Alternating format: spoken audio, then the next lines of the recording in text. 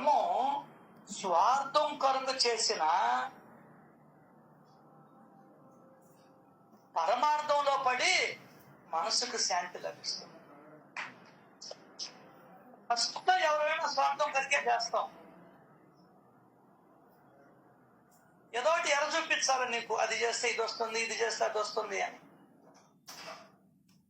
లేకుంటే నువ్వు పడవు కదా, చేప ఊరికిన పడుతుంది వల్ల ఇసరాలా లేకుంటే గేలం వేయాలా?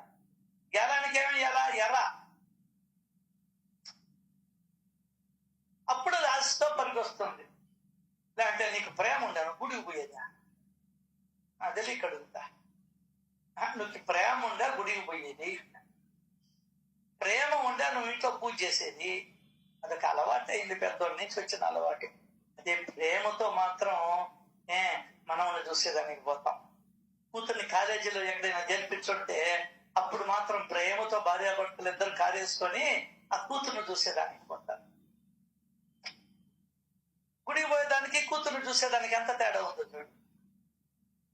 ఇది చెప్పాలా నీకు అనుభవమే, అర్థం కాదా? కొడుకు పాలు పట్టాలన్నంత వేగం దేవుడికి నైవేద్యం పెట్టాలా అనే దాంట్లో ఉండదు ఆ వేగం. అర్థమైందా?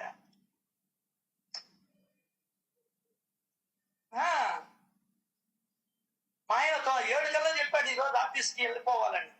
7 కల్లా చేసి ఇవ్వాలి వంట. ఏదో ఊరికి పోతున్నాడు కలెక్షన్ కి, 7 కల్లా ఇడ్లీలు పెట్టియాలి అన్నంత ఆతృత. 6:30 కల్లా దేవుడికి నివేదన చేయాలి ఏదన్నా అని చెప్పని ఆతృత ఉండదు. ఇక్కడ ప్రేమ ఉంది, స్వార్థం ఉంది. అక్కడ ఇంకేదో ఉంది. ఇక్కడే రుజువైపోతే మనకి ఎంత ప్రేమ ఉండేది అనేది. ఎందువల్లంటే మనం అది పటం అనుకుంటున్నాం, అదొక విగ్రహం అనుకుంటున్నాం, అంతే తేడా. కాబట్టి ఒక పుస్తకంలో చదివా నేను, లౌకికుడెవరు భక్తుడెవరు అంటే,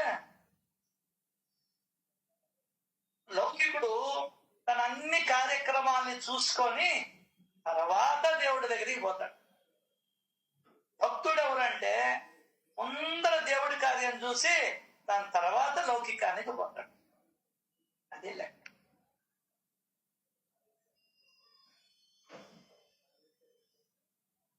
కాబట్టి ఇంకా ఎవరికి వాళ్ళ వసతిని బట్టి మనం ఆ ధ్యాసలో ఉండగల అట్లా. ఇది నువ్వు స్వార్థం కొరకు ధర్మం చేసినా ఏదో పుణ్యం వస్తుంది, నిన్ను ఖచ్చితంగా పరమార్థంలో పడవేస్తుంది. ఆ గుణం మెచ్చుతాడు భగవంతుడు. నువ్వు స్వార్థం కొరకు చెయ్యి, లేదంటే ఇంకేదన్నా చెయ్యి, పేరు ప్రఖ్యాతులు. స్వార్థం అంటే ఏంది? పేరు ప్రఖ్యాతులు. నలుగురిలో ఫోటో పడాలా? చెయ్యి, అది నిన్ను పరమార్థంలోకి తీసుకెళ్తావు ఖచ్చితంగా. ఏం చేస్తుంది? నీ మనసుకు శాంతి ఇస్తుంది, తృప్తినిస్తుంది. మొదట్లో బాబా ఎవరి దగ్గర తీసుకునేవాడు కదా. కాలిపోయిన అగ్గిపుల్లను ఏరుకొని జేబులో నింపుకునేవాడు. భక్తులైనా భక్తులు కాకపోయినా ఎవరిని ఏమి అడిగేవాళ్ళు కావాలి. ఎవరైనా దమ్మిడి గాని దుగ్గాని గాని ఇస్తే దానితో పొగాకు లేదా నూనె తెప్పించుకునేవాడు. ఆయనకి పొగాకు ఇష్టం. బీడి గాని చిరుము గాని పీల్చేవారు. ఆ చిరుము గొట్టం యొక్క సేవ కూడా అపారం. చాలా వరకు అది ఎప్పుడూ మండుతూనే ఉండేది, చైన్ స్మోకర్ లాగా.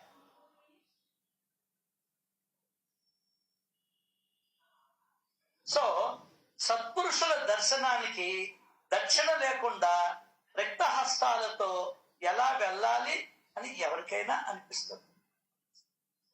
అందువలన బాబా దక్షిణను అడిగి తీసుకునేవాడు. దమ్మిడిని ఇస్తే జోబులు వేసుకునేవాడు. ఎవరైనా 2 పైసలు నాణ్యాన్ని ఇస్తే దాన్ని అలాగే తిరిగి ఇచ్చేసేవాడు. ఇలా చాలా కాలం కొనసాగింది. తర్వాత మహత్యం పెరిగింది బాబాది. భక్తులు గుంపులు గుంపులుగా వస్తున్నారు. పద్ధతి ప్రకారం అన్ని జరిగేవి పూజలు. సువర్ణ పుష్పం అంటే ఏంటంటే దక్షిణ. దక్షిణ లేకుండా పూజ పూర్తి కాదు. ఇప్పుడు మీరు ఇళ్లలో కూడా మీరు చేస్తుంటారు, అవునా? అది పూజ కిందకి లెక్కకు రాదు. సచ్చింది గుర్రె పెట్టాలా? మీరు చెప్పిన మొదలుకొని సుశీల ఉండీలు ఇచ్చింది కదా, రోజుకు వేసి పెట్టి మన్నాడు తీసి పెట్టేసి దాంట్లో మళ్ళీ ఇంకోటి పెడుతున్నాం మీరు చెప్పిన తర్వాత. రోజు దక్షిణ పెట్ట నాకెందుకు చెప్పాల్సిన నేను ముగిచ్చేస్తాను. దక్షిణ అంటే నాకు చిల్లర ఉంటే ఉంటది, మర్చిపోతాము. లేకుంటే 5 రూపాయలకి అయితే ఉంటది, 10 ఉంటది. అది ఆయన డబ్బులు వాడుకోకూడదు. నాయన షిరిడి పోతామని చెప్పిన దాన్ని పగలు కొట్టి షిరిడి తీసుకోపోకూడదు. దక్షిణ నువ్వు బాబాకి ఇచ్చేసావు. అవును, అర్థమైందా? అది అందరిలో ఉన్న బాబాకు ఉపయోగించుకోవాలా, దాన ధర్మాలకు ఉపయోగించాలా. అంతేగాని రండి ఆదిలక్ష్మి పిలుస్తుంది అనుకో, రండి షిరిడిలో నేను రోజు 5-10 వేస్తా వచ్చా, బాబాకి ఇస్తా వచ్చా, బాబా డబ్బులతో పోదామంటే కుదరదు. అవును సార్, ఆయనకి చేసేయాలి. అవి చిల్లర లేక నెలకు ఒకసారి తీసి మళ్ళీ లెక్కేసి ఇంకో 10 రూపాయలు ఎక్కువగా వేసి ఉండీలు మళ్ళీ ఆ డబ్బులు వాడుకుంటున్నాం. ఏమోటు అది తక్కువ అయితే నాకు తెలియదు. సువర్ణ పుష్పం అంటే దక్షిణ లేకుండా పూజ పూర్తి కాదు. ఈ పూజా విధానం ఎవరికి తెలుస్తుందంటే పూజ చేసే వారికి మాత్రమే తెలుస్తుంది. రాజాభిషేకంలోను పాద పూజల్లోను పూజ చేసేవారు కానుకలను తెస్తారుగా, అట్లే గురు పూజలో కూడా దక్షిణను ఇవ్వాలి. అది లెక్క. దక్షిణ ఇచ్చేవారు ఉన్నత స్థితిని చేరుకుంటారని సచరిత్ర 123వ ఓరి. దక్షిణ ఇచ్చేవారు ఉన్నత స్థితిని పొందుతారు. సువర్ణ దానం చేస్తే పరిశుద్ధ చిత్తులై జ్ఞానులు అవుతారు. వదిలితేనండి జ్ఞానం. సువర్ణ దానం చేసిన వారు పరిశుద్ధ చిత్తులై జ్ఞానులు అవుతారని వేద మంత్రాలలో చెప్పబడి. నువ్వు వేదాన్ని నమ్ముతావు కదా, ఉత్తప్పుడేమో వేదం కావాలి, ఇక్కడికి వచ్చేటప్పటికి వేదం భయం. ఏమి తెలియదురా మనిషిని.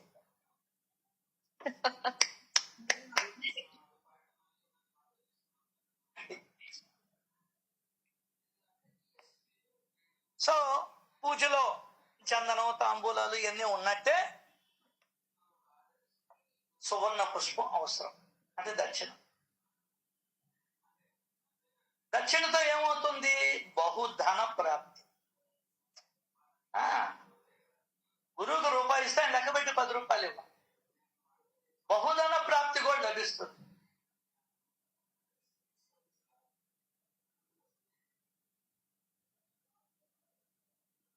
సో సత్పురుషుల దర్శనానికి వెళ్ళినప్పుడు తమ తమ జ్ఞానాన్ని బట్టి ఎవరికి తోచిన విధంగా వారు వస్తారు. అందరూ ఒకేలా అనుకోవడం సంభవం కాదుగా.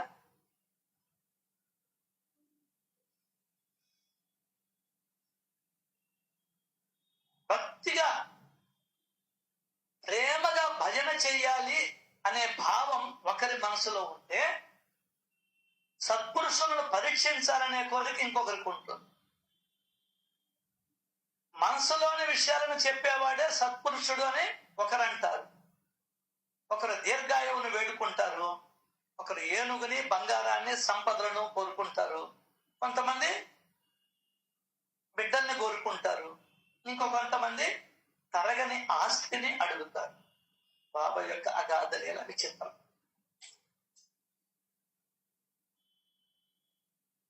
వారిని ఎగతాళి చేయాలని పోయిన వాళ్ళ యొక్క దుర్బుద్ధి కూడా నశించి ఆయన కాళ్ళ మీద పడ్డావు చాలా మంది.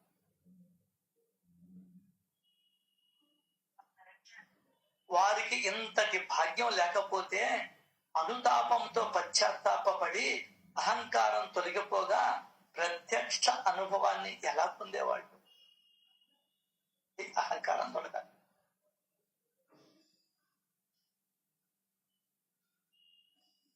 మామూలుగా సర్వసాధారణంగా భక్తులు ఎప్పుడు కూడా ప్రాపంచిక విషయాలలో ఆసక్తులై ఉంటారు. భక్తులు అంటే ఒకటి సపరేట్ గా దిగడు. మనం అందరం భక్తులమే. భక్తులు సాధారణంగా సర్వసాధారణంగా అన్నాడు. అంటే సర్వసాధారణం. అర్థమైందా? ఇప్పుడు మోసం చేయడం సర్వసాధారణం. ఏదైనా సర్టిఫికేట్కి పోతే డబ్బులు ఇస్తే కానీ మనకు పని జరగదు. సర్వసాధారణం. అర్థం కదా? అట్లా అయిపోయింది లాస్ట్. ఎంత గవర్నమెంట్ అంటే ఈ మధ్య కాలంలో ఒక ఫ్రెండ్ చెప్తున్నాడు. అతను రిటైర్ అయ్యాడు ఒక పెద్ద స్థాయిలో, ఇంజనీరింగ్ స్థాయిలోనే. అతనికి పెన్షన్ రావాలిగా, అతనికి పిఎఫ్ రావాలిగా.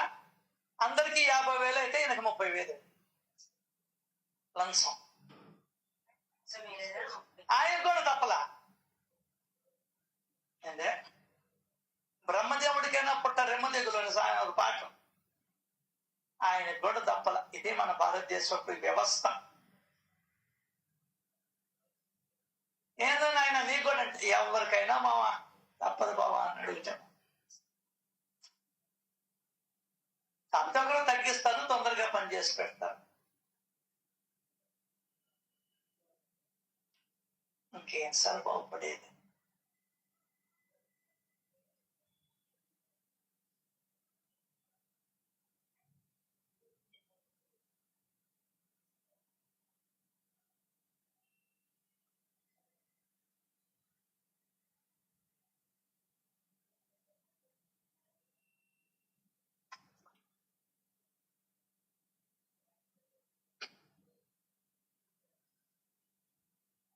దక్షిణ ప్రధానం వలన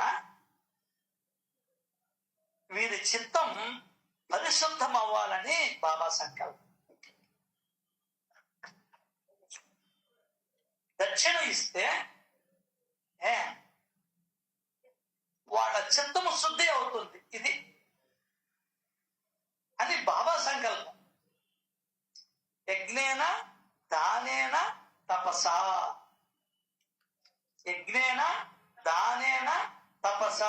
ఈ వేదవాక్యంలో ఆత్మజ్ఞానాన్ని పొందాలి అన్న ఉత్సుకత, ఉత్సాహం, కోరిక గల వారికి దక్షిణ ప్రధానమైనటువంటి సాధన ఉపాయమని స్పష్టంగా చెప్పబడి అదే ఆత్మజ్ఞానాన్ని పొందాలన్నటువంటి ఉత్సుకత గల వారికి దక్షిణ ప్రధానం సాధనం అని చెప్పబడి. భక్తులు స్వార్థులు గాని పరమార్థులు గాని ఎవరైనా గాని తన మనో అభీష్టానికి అంటే తన మనసు కోరిన దానికి తమ శ్రేయస్సు కోసం గురువులకు దక్షిణను ఇచ్చి తీరాలి, ఇవ్వాలి.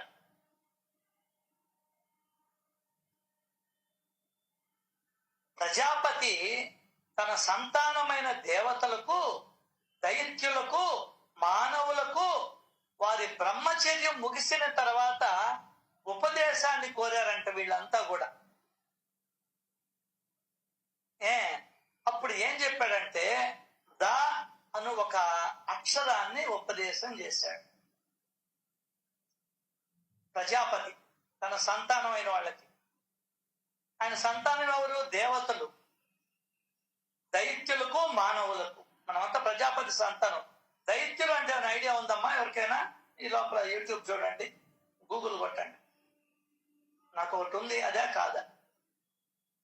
తెలియకుండా చెప్పొచ్చు, చెప్పకూడదు కదా.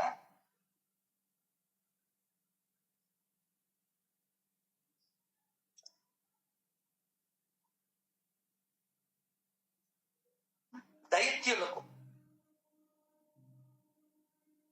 దా అను అక్షరాన్ని ఆయన ఉపదేశం చేశారు. ప్రజాపతి. మనమంతా ప్రజాపతి బిడ్డలం అంటారు.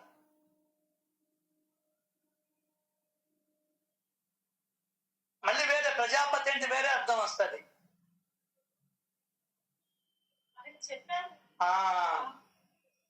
దా అంటే దమనం, సంయమనముతో ఉండాలని దేవతలు, దయ కలిగి ఉండాలని అసురులు, దానం ఇవ్వాలని మానవులు అర్థం చేసుకున్నారు. ఆయన చెప్పింది ఏంటి? దా. ఉపదేశం అడిగారు అందరూ. ఆయన ఏం చెప్పాడు? దా అని చెప్పాడు. ఈ దా అనే అక్షరాన్ని ఒక్కొక్కరు ఒక్కొక్క రకంగా తీసుకున్నారు. దేవతలు ఏం తీసుకున్నారు? సంయమన, ఓర్పు పాటించాలి. దయ కలిగి ఉండాలని రాక్షసులు, దానం ఇవ్వాలని మానవులు అర్థం చేసుకున్నారు. దానిని ప్రజాపతి సమర్థించాడు. చూడు, కరెక్ట్ అన్నాడు. దేవతలంటే అన్ని లెవెలో కాదు, మానవులే, కానీ భిన్న స్వభావం కలవ. ఉత్తమ గుణ సంపద ఉండి సంయమం లేని వారిని దేవతలు అంటారు. ఉత్తమ గుణాలు ఉన్నాయి కానీ ఓర్పు లేదు నీ దగ్గర.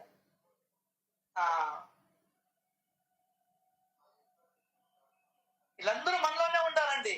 అదే చెప్తున్నాడు ఇక్కడ. దుష్టులు, క్రూరులు, హింసాపరులైన రాక్షసులు మానవుల్లోనే ఉన్నారు. మానవులను భయంకరమైన లోభం పీడిస్తూ ఉంటుంది. ఇలా మానవులు 3 రకాలుగా ఉంటారట.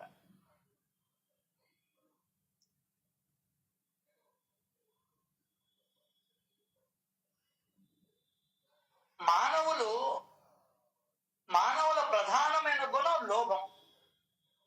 మానవులను భయంకరమైన లోభం పీడిస్తూ ఉంది. ఇలా మానవులు 3 రకాలుగా ఉంటారు. నంబర్ 1,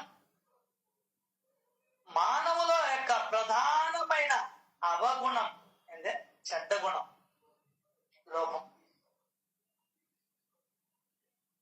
కృపాసాగరులైన సాయినాథులు భక్తులకు తమ చేతిని అందించి ఈ లోభము అనే పెద్ద గొయ్యి నుండి పైకి లాగుతారు.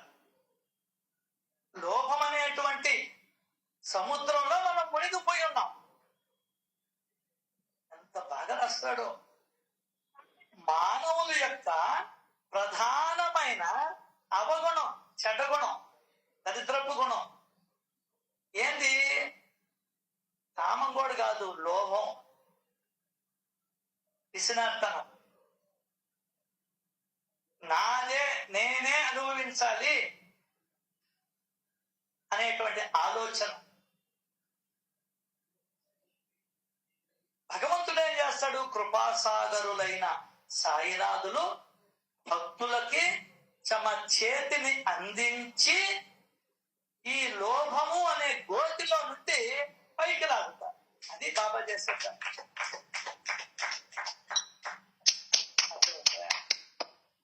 మనల్ని లాగుతుల్లా, ఈ డబ్బులది అంటుల్లా, నువ్వేమనుకుంటావు? ఈడేంది అనుకుంటున్నావు. అది బాబా వాక్ అనేది నీకు అర్థంగా. ఎందువల్ల? ఆ లోభం నుంచి బయట రాకపోతే అది ఉంటే నీకు దేవుడికి దగ్గర రావు. దేవుడు రా సార్, అగ్ని వెలుగుతూ ఉంటుంది, నిప్పు, దాని దగ్గరికి ఈగల దోమలు పోతాయా? మాడి మసైపోతామని తెలుసు. అట్లాగే ఆ లోభంతో ఉంటే మన దగ్గరికి దేవుడు అట్లా తిరిగి కూడా చూడు. అది లెక్క. ఇక అర్థం కావడంలే. మానవుల ప్రధానమైన అవగుణం లోభం. మనిషి. మానవులను భయంకరమైన లోభం పీడిస్తూ ఉంది. ఈ లోభం అనేటువంటి గోతులో నుండి తన చేతిని అందించి నిన్ను నన్ను పైకి లాగుతాడు సద్గురు.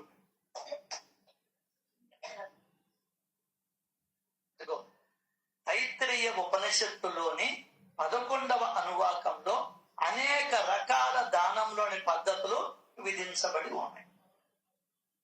వాటిలో ముఖ్యమైన దాన్ని వినండి. దానం ఎప్పుడు శ్రద్ధతో ఇవ్వాలి. వాడేదో అడిగాడని చెప్పి నిసులు పడినప్పుడు కోపం వచ్చి విసురుకో.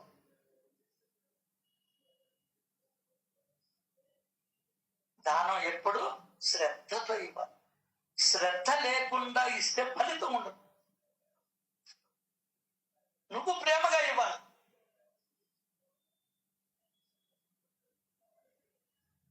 శాస్త్రాల పట్ల భీతి ఉండాలి. ఏదైనా సరే అనుకోవద్దో సిగ్గుపడుతూ ఇవ్వాలి. ఆ సమాజం ఎట్టుంది, ఏం చేస్తాం, మా కర్మ. పేదవాడిని లేకుండా చేయాలని ఒక చిన్న పల్లెటూరు నిర్ణయించుకుంటే అది ఎంతసేపు చేయొచ్చు, కానీ చెయ్యమ్మా అని సిగ్గుపడుతూ ఇవ్వాలట దానాన్ని.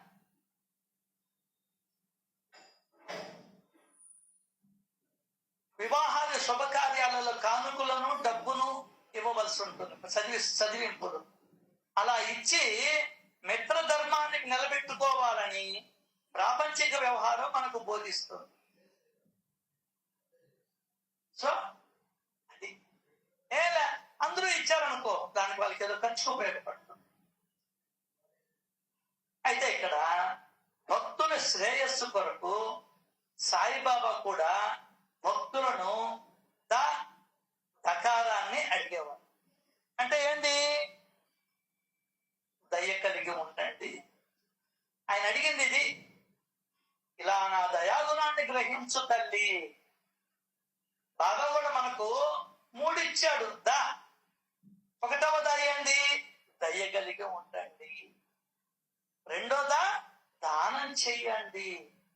ఆయన చెప్పిందే నేను చెప్తే నీకెందుకమ్మా లావణ్య కోపమా? నువ్వు బలేదాను నువ్వా? అది పోయి వసుంధరాతో చెప్తే ఆడు మొహంలో వాడు ఎప్పుడు అంతే.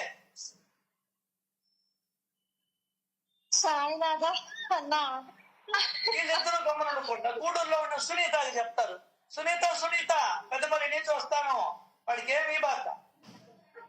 సరిపోయా ఆ జడ్డా కొద్ది వనం వల్ల చేసేది.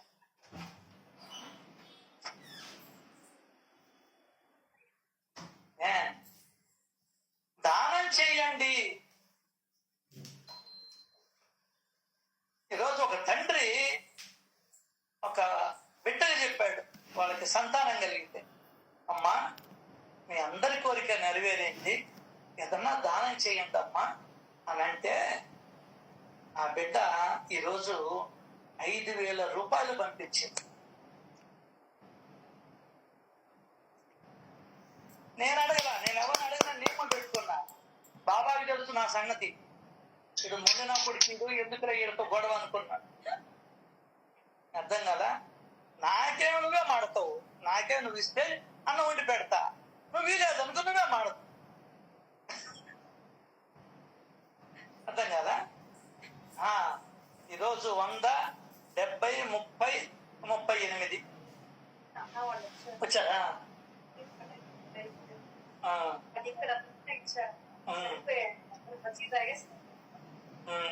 ఎవరు ఇవ్వాలా? అబ్బా ఓకే 140 మందికి ఈరోజు అన్నప్రసాదం ఇస్తారు. అర్థమైందా? మర్చిపోయా. ఈరోజు మనందరికీ అమ్మ అయినటువంటి నాకు ముఖ్యంగా స్వరూపమ్మ గారి పుట్టినరోజు. ఆమె నీట్గా ఉంది, ఆయనకు శుభాకాంక్షలు తెలిపి తర్వాత సత్సంగానికి వెళ్తాం. ఓకేనా?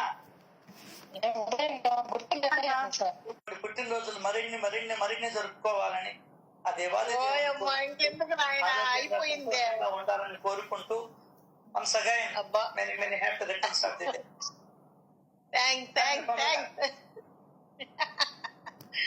కాదా అంటే ఇక్కడ ఉంటే కేక్ భయపడుతుందనా హైదరాబాద్కి వెళ్ళిపోయారు. అసలు గుర్తు లేదు తల్లి, నాకు బర్త్డే అని కూడా గుర్తులేదు. నా కూతురు గుర్తు.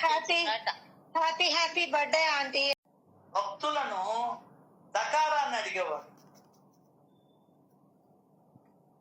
నా పొట్టాడు ఏం చేస్తాడు, దకారం కదని అడిగిందని దా అనే అక్షరం రాసి ఆ పేపర్ ని కట్ చేసుకోపోయి ఇచ్చాను. దకారాన్ని కదా అడిగింది, ఇదిగో అయ్యా సంతకాలం ఒక్క చేశాడు నా మీద. దకారం అంటే ఇది ఇస్తావా? మరి ఏంది చదవలా? సచరిత్ర 14వ అధ్యాయం చదవలా, మొదట్లోనే ఉందే. ఏంది నువ్వు చదువు పోరా ముందరా, చదవకుండా దా అనే అక్షరం ఎవరో చెప్పారని దా అనే అక్షరాన్ని పెద్ద కాజుబోతు మీద రాసి ఒక అట్టకి అంటించి ఆ గుడ్లంగట్లో పోయి బయటపడేస్తుంది అట్టలు. దానికి అంటించి ఇదిగో బాబా దా అని ఇస్తున్నావా బా అన్నాడు. అర్థం కాదా? వసుంధర నవ్వుకుంటుంది నన్ను బాబా తిడుతుంటే. ఆయన తిట్లు కూడా మీరు ఎలా తీసుకుంటారన్నా? ఏదైనా ఒకలాగే తీసుకుంటారు. దయ కలిగి ఉండండి దకారానికి అర్థం. బాబా అడిగాను, దానం చెయ్యండి.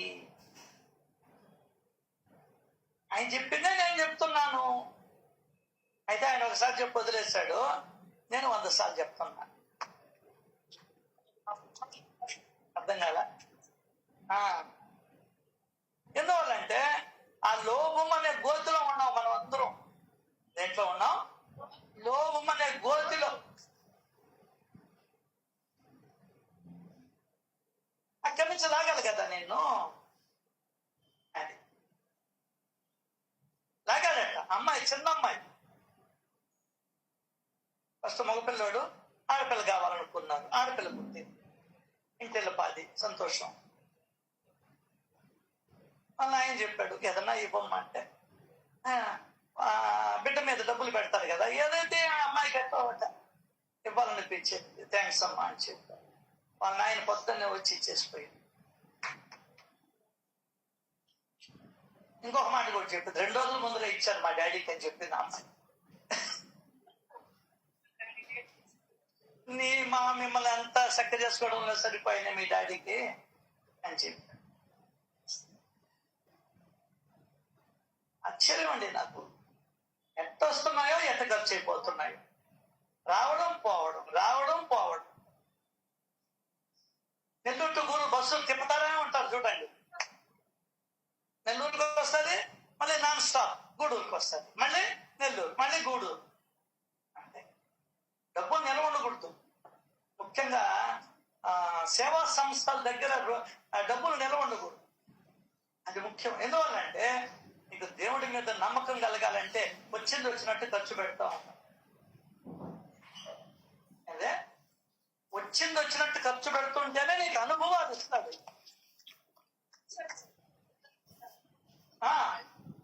ఎవరో ఒకరిని అన్నా పక్క పీనుగులా ఉన్నాడు, ఆయన 200 జేబులో ఇచ్చాడు. అన్నం పొట్లాలు ఇస్తాం, బాబానే ఇచ్చాడు. ఆ విధంగా దాంట్లో అనుమానం లేదు. నిన్న 200 ఇచ్చాడు, ఏందా 200 అనుకున్నాను. నీ కెపాసిటీకి 200 అని అనుకున్నా మనసులో. అంతే 5,000 పంపించాడు.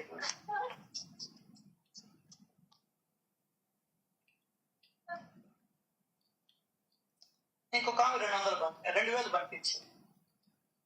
అంశని వాళ్ళమ్మ పుట్టినరోజు కదా, వద్దులేమా మేము చేసుకుంటాం ఇక్కడ పుట్టినరోజు.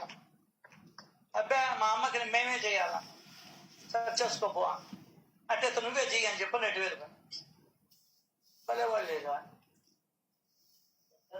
సరే మనం ఖాళీగా ఉన్నాం, అందుకన్నా చేసేది. బాబా కూడా ఏమడిగాడు, నిన్ను నన్ను దయ కలిగి ఉండండి.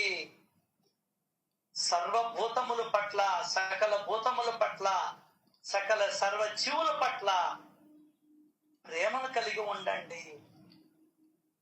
దయను కలిగి ఉండండి. ఎందుకంటే ఇంకా చెప్పాలంటే ఆయన అడిగేది ఏంటో తెలుసా, ఆయన మీద దయ కలిగి ఉండమంటాడు. ఒక రకంగా చెప్తే నువ్వు దయ కలిగి ఉన్నావు అనుకో, చేయమని చంపవుగా, కత్తితో కర్రతో కుక్కను కొట్టవుగా, చీత తెచ్చుకోవుగా.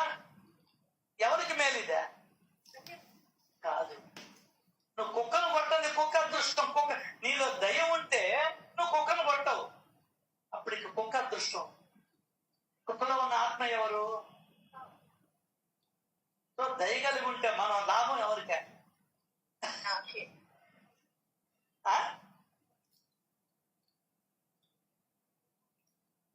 ఎవరికా? బాబాకి దెబ్బలు తప్పుతాయి. బాబాకి దెబ్బలు తప్పుతాయి.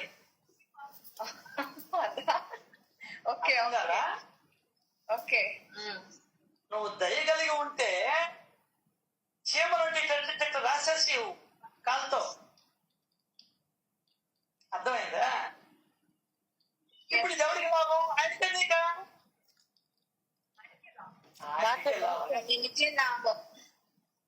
ఆయనకే లాభం. నలుపుకున్నా ఉంటా, ఊపిరాడదు. నీ కాలు కింద ఏమన్నా చిన్న కాలు నీదే? అందరిని తొక్కేసిన కాలు నీది. ఇంట్లో వాళ్ళని అనగదొక్కితివి నోరు ఎక్కకుండా, మొగుడిని అనగదొక్కితివి, అత్తల్ని మూసిపెట్టివి. చిన్న పాదం నీదే. చప్పట్లు కొడుతుంది పిల్ల.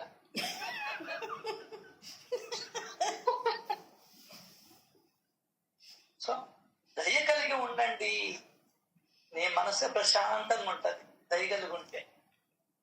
నెక్స్ట్ దానం చెయ్యండి. ఇవన్నీ దైవీ గుణాలు. నాకు ఆ గుణాలు కావాలా అని అడిగాను. సైకిల్ బ్రాండా, అంబికానా, మంగళ దీప ఈ కాదు నాకు కావాల్సింది. అర్థం కదా? దయ కలిగి ఉండండి, దానం చేయండి, సంయమంతో ఉండండి. తొందరపడబాకండి దేనికైనా. ఓపికతో ఉండండి, మంచి నిర్ణయాలు తీసుకోండి. ఈ మూడే బాబా అడిగింది. ఈ మూడే స్వయంగా ఆయన నోటి గుండా అడిగింది, దానం చెయ్యండి.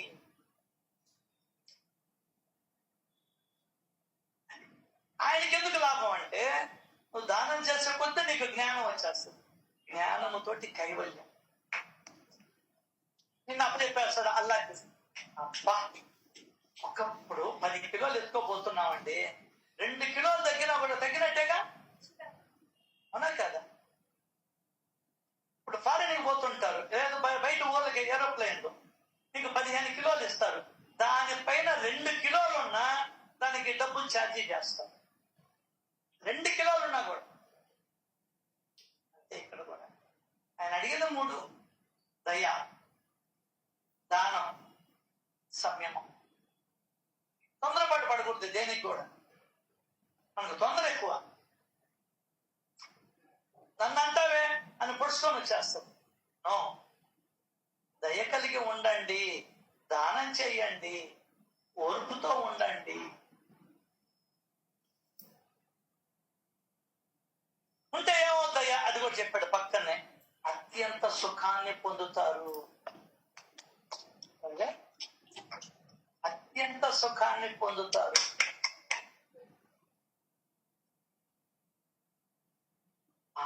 సుఖంగా ఉంటావు, నువ్వు ఆనందంగా ఉంటావు. దయ లేకుండా, ఓర్పు లేకుండా, దానం చేయకుండా ఉండడం, ఈ 3 దోషాలు.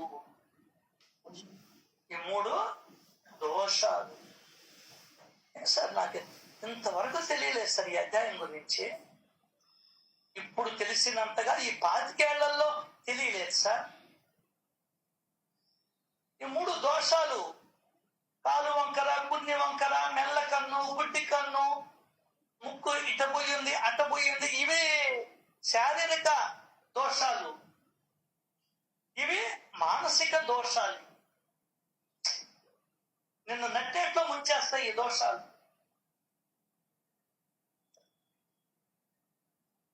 సో దయ లేకుండా, సంయమం లేకుండా, దానం చెయ్యకుండా ఉండడం, ఈ 3 దోషాలను తొలగించడానికి గురుదేవులు భక్తులకి ద అనే ఏకాక్షర చిన్న ఉపాయాన్ని తెలియజేశారు. చిన్న ఉపాయం. హేమాద్రి మందికి అయితే చిన్నదే, మనకు పెద్దదైపోయాయి. ఆయనకి అది తెలిస్తే కదా.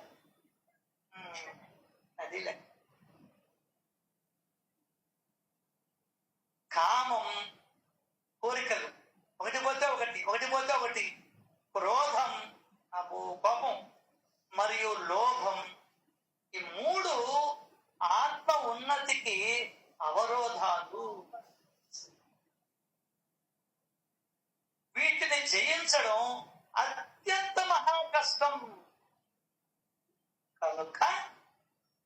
కనుక దయ కలిగి ఉండడం, దానం చేయడం, సంయమంతో ఉండడం, ఇవి దీనికి సులభ ఉపాయాలు చెప్పేశారు. కామం, క్రోధం మరియు లోభం ఇవి ఆత్మోన్నతికి అవరోధాలు. వీటిని జయించడం అత్యంత కష్టం. మరి ఎట్లా? ఇదిగో, కనుక ఈ ద అనే అక్షరం సులభ ఉపాయం. అర్థమైతే మనం దీన్ని కూడా పాటించుకుంటే ఆత్మోన్నతి ఎట్లా కలుగుతుంది? ఈ సచ్చరిత్ర ఎవరికంటే ఆత్మోన్నతిని కలిగించుకోవాలి అని అనుకునేటువంటి వాళ్ళకు మాత్రమే ఈ సచ్చరిత్ర ఉపయోగపడుతుంది. మరింత ఉన్నతమైన జన్మని ప్రాప్తింప చేసుకోవాలి అనేటువంటి వారికి ఇది అద్భుతంగా ఉపయోగపడుతుంది. జ్ఞానం దీంట్లో ఉండేది కాబట్టి. దయ చూపించాలి, నువ్వు ఉన్న దాంట్లో కొంత దానం చేయాలి, సహనముతో ఉండాలి, సంయమంతో ఉండాలి, ఓర్పుగా ఉండాలి. బాబాని ఘోరంగానే పెట్టేస్తాడా?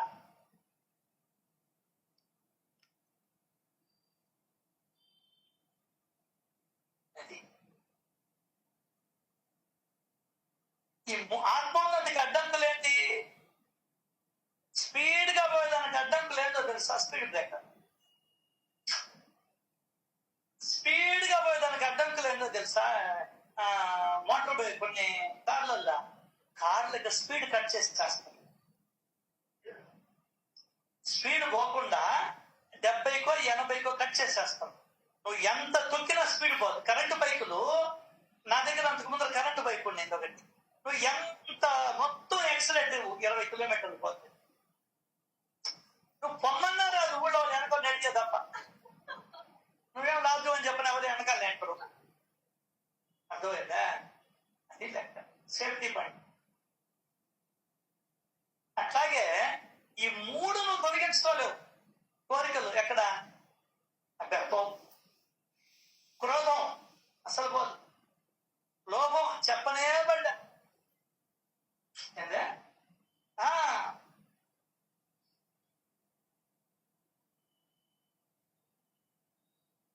ఈ 3 పోవడం చాలా బహు కష్టం అని చెప్పింది సచ్చరిత్ర.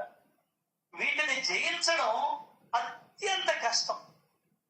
కనుక దానికి ఇది సులభోపాయం. ఏంది?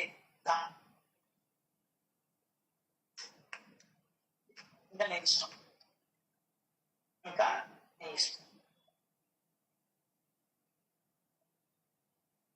శృతులలో వలనే స్మృతుల్లో కూడా ఇది చెప్పబడి ఉన్నది. వేదాల్లో కూడా ఇదే చెప్పబడి ఉంది. శ్రోతలకి వివరంగా తెలియడానికి కింద వ్రాస్తున్నాను. ఇంకేం నేర్చుకుంటా, ఇంకా ఏం తెలుసుకుంటాం అయ్యా పంతు గారు.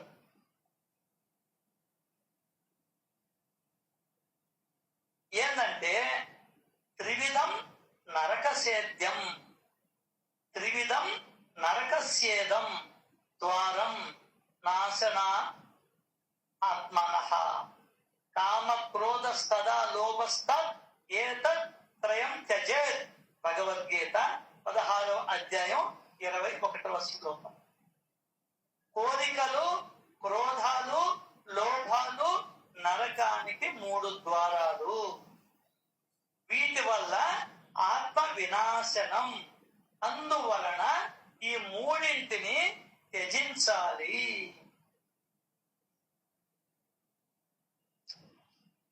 పరమ దయాళువైన సాయి సమర్థుడు భక్తుల శ్రేయస్సును దృష్టిలో ఉంచుకొని భక్తుల శ్రేయస్సును సాధించడానికి వారి కొరకే వాళ్ళ కొరకే దక్షిణను అడిగి వారికి త్యాగాన్ని బోధించేవాడు. ఆయన దక్షిణ అడగడం వాళ్ళ కోసమే. ఇప్పుడు మేము అడుగుతుందా? మీకోసమే అడిగేది, నా కోసం కాదు. ఇప్పుడు అడగడం లేదులే పెద్దగా, కాబట్టి ఎక్కువ మంది వస్తున్నారు.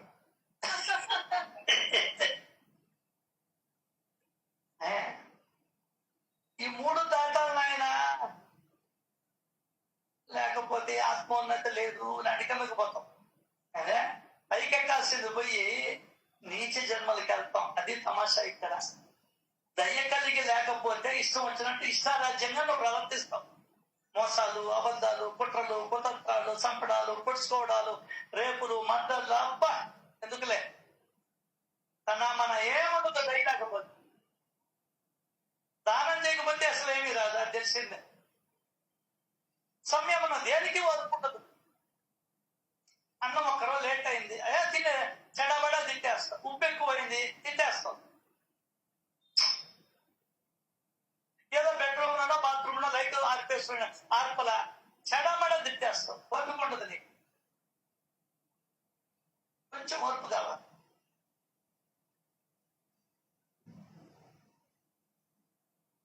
అట్లా ఆయన దక్షిణ భక్తుల శ్రేయస్సు కొరకే అడిగేవాడు. అది గోడ వద్దని కానీ పారిపోయేవాడు అన్నమాట. అంటే మనకేది ఇష్టం అంటే ఈ చక్రంలో పడి నలగడమే ఇష్టం. ఒకసారి మనిషిగా జన్మ ఎత్తుతావు, ఒకసారి పశువుగా ఎత్తుతావు, ఒకసారి కీటకంగా ఎత్తుతావు, ఒకసారి పక్షిగా ఎత్తుతావు, ఒకసారి పావుల దగ్గర పోతావు, ఒకసారి చేపగా ఎత్తుతావు, ఒకసారి మిడతగా ఎత్తుతావు, ఒకసారి గొంగలు గురిగా అవుతావు. నీ ఇష్టం అని. అట్లా మళ్ళీ జనన మరణ చక్రంలో పడి కొట్టుకులాడుతూ ఉంటాం. ఈ 3 దాటాలంటే, ఆత్మోన్నతికి వెళ్ళాలంటే దా అనే దాన్ని ఇచ్చాడు. అట్ట మీద రాసి బాగా అంటే అట్ట మీద రాసి బాగా కంగ్రాచులేషన్స్ అని చేతులు కలుపుతాం, అది వేరే. ఇక్కడ దా అనే అక్షరాన్ని ఇవ్వకూడదు. అర్థమైందా? అది గుర్తు పెట్టుకోవాలి.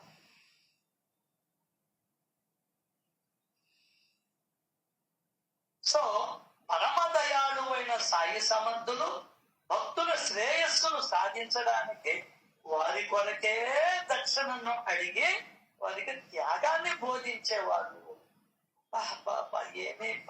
ఏమి గురువు అంటే మనకు చిక్కింది. ఎప్పుడు అర్థం చేసుకుంటాం మనం గురువు అంటే? చెప్పు. గురువు అంటే ఏమని అర్థం చేసుకుంటాం? దానికే ఒక మెసేజ్ పెట్టా, చూసారో లేదు?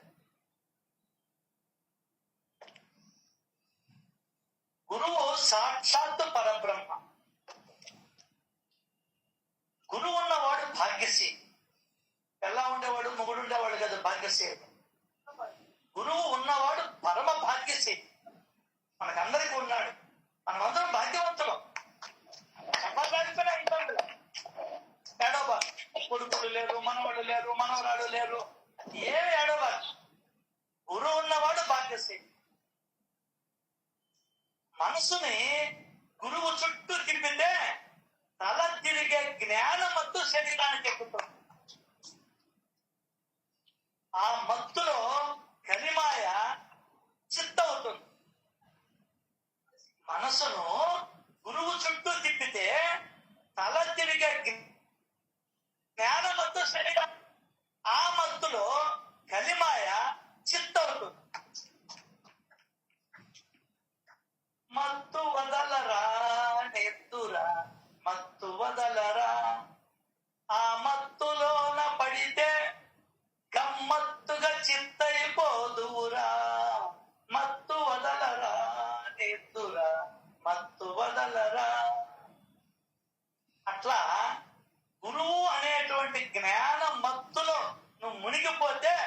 జ్యోతిర్మయ చిత్త అవుతుంది. ఇది గురువు మాత్రమే చెయ్యగల గమ్మత్. ఇది గురువు మాత్రమే చెయ్యగల గమ్మత్. ఒక్క సూర్యుడు 1000 కడవలలో గల నీటిలో దర్శనమిచ్చినట్లు ఒక్క గురువు 1000 మంది, లక్షల మంది శిష్యుల్లో జ్ఞాన జ్యోతిగా దర్శనమిస్తాడు. జ్ఞాన జ్యోతిగా దర్శనమిస్తాడు. సూర్యుడు ఉదయించి ప్రపంచాన్ని వెలిగిస్తాడు. గురువు కరుణించి నీ జీవితాన్ని ఉద్ధరిస్తాడు. గురువు దృష్టియే ఉపదేశం. గురువు జీవితమే ఒక సందేశం. గురువు పలుకులే ఉపనిషత్తుల సారాంశం. గురు స్పర్శయే 30,000 దేవతల ఆశీర్వాద ఫలం. శిష్యుడి జీవితం ఓ వాహనం, గురు కృప అందులోని ఇంధనం. మాంస నేత్రాలతో చూసే వాళ్లకు గురువు శరీరం, మనోనేత్రంతో చూసే వాళ్లకు గురువు పరబ్రహ్మ యొక్క సాకారం. గురువు సర్వజ్ఞుడు, గురువు దైవజ్ఞుడు. మూర్తీభవించిన పరంజ్యోతి యొక్క కరుణయే గురువు. గుండెల్లో గురువు ఉంటే జీవితంలో కరువు ఉండదు. గురువు యొక్క చూపు శిష్యుడి జీవిత నౌకకు బలమైన చుట్టాని అవుతుంది. గురువు యొక్క మనసు ఏందో తెలుసా? మమతానురాగాల మాగాణి గురువు యొక్క మనసు. సంఖ్యలతో బందీ అయిన శిష్యుని జీవాత్మకు ముక్తిని ప్రసాదించగలిగే ఏకైక శక్తిశాలి గురువు ఒక్కడే. అంతేకాదు, అగమ్య గోచరంగా సాగుతున్న కోట్ల జన్మల ప్రయాసకు ముగింపు చెప్పే ఏకైక దిక్సూచి గురువు ఒక్కడే. అగమ్య గోచరంగా సాగుతుంది మన జీవితాలు. తిన్నామా, లేచామా, పడుదొంకున్నామా, స్నానం చేశామా, వడివడిగా పరిగెత్తామా, మళ్ళీ మధ్యాహ్నం ఇంటికి వచ్చామా, తిన్నామా, తొంగున్నామా, మళ్ళీ 4 గంటలకు పరిగెత్తామా, మళ్ళీ 8:30, 9కి వచ్చామా, టీవీలు చూసుకున్నామా, పజ్జున్నామా, మళ్ళీ లేచాం. గమ్యం లేదు.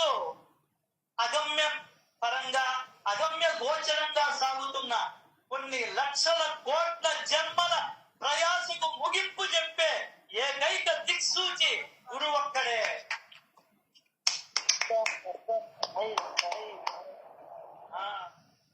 గురువు నిండు మేఘమై వర్షించగలడు. గురువు చల్లటి చినుకై నిన్ను స్పృశించనుగలడు. గురువు తేజోవంతమైన విత్తనమై నాటుకోగలడు. గురువు మహావృక్షమై నీడనియ్యగలడు. గురువు కమ్మటి మెతుకై ఆకలి తీర్చగలడు.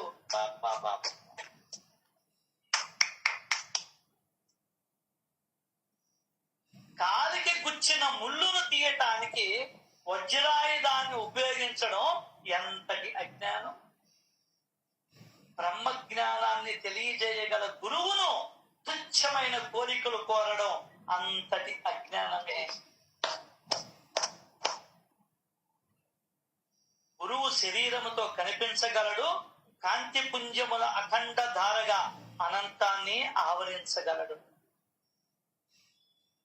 సమస్త గ్రహములు ఉపగ్రహములతో నిండిన కక్షలు గురువు మెడలో రుద్రాక్షమాలలు.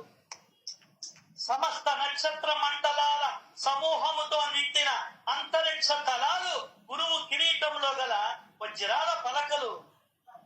గురువు ఉన్నవాడు భాగ్యవంతుడు. గురువు ఉన్నవాడు ఐశ్వర్యవంతుడు. గురువు ఉన్నవాడు అదృష్టవంతుడు.